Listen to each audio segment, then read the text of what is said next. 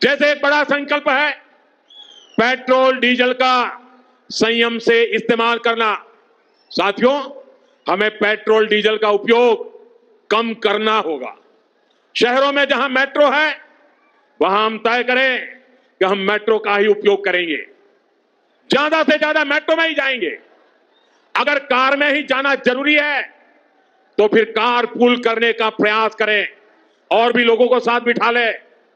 अगर हमें कहीं सामान भेजना हो तो कोशिश करनी है कि वह ज्यादा से ज्यादा रेलवे गुड्स के जो ट्रेन होती है रेलवे की सर्विसेज से भेजे, ताकि इलेक्ट्रिक रेलवे होने के कारण पेट्रोल डीजल की जरूरत नहीं पड़ती है। जिन लोगों के पास इलेक्ट्रिक व्हीकल है वो भी कोशिश करें कि इलेक्ट्रिक व्हीकल का ज्यादा से ज्यादा उपयोग करें।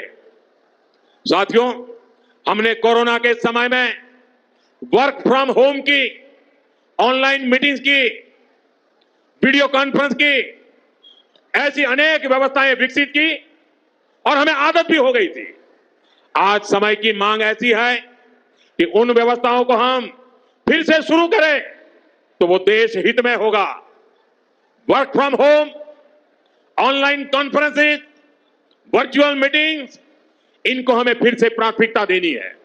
साथियों, आज जो संकट है उसमें हमें विदेशी मुद्रा बचाने पर भी बहुत जोर देना होगा, क्योंकि दुनिया में पेट्रोल डीजल इतना ज्यादा महंगा हो गया है, पहले से कई गुना ज्यादा कीमतें बढ़ गई है।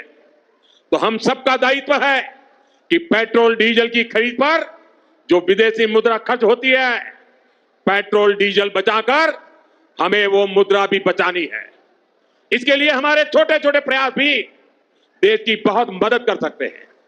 जैसे आजकल जो विदेशों में शादियों का, विदेशों में घूमने का, विदेशों में वैकेशन पर जाने का मिडिल क्लास में कल्चर बढ़ता जा रहा है। हमें तय करना होगा कि जब यह संकट का काल है और हमारी देशभक्ति हमें ललकार रही है तो कम से कम एक साल के लिए हमें विदेशों में जाने की बातों को टालना चाहिए। भारत में बहुत सारी जगह है, वहां हम जा सकते हैं, बहुत कुछ भारत में किया जा सकता है। साथियों, हमें विदेशी मुद्रा बचाने के जो भी रास्ते हम लोग अपना सकते हैं हमें बचाना होगा।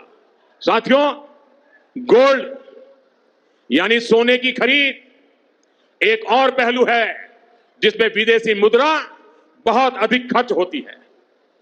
एक जमाना था जब संकट आता था, कोई युद्ध होता था तो लोग देश हित में सोना दान दे देते थे।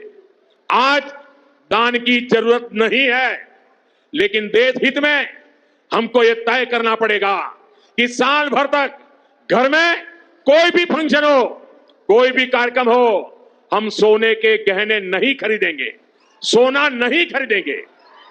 विदेशी मुद्रा बचाने के लिए हमारी देशभक्ति हमें चुनौती दे रही है और हमें इस चुनौती को स्वीकार करते हुए विदेशी मुद्रा को बचाना होगा।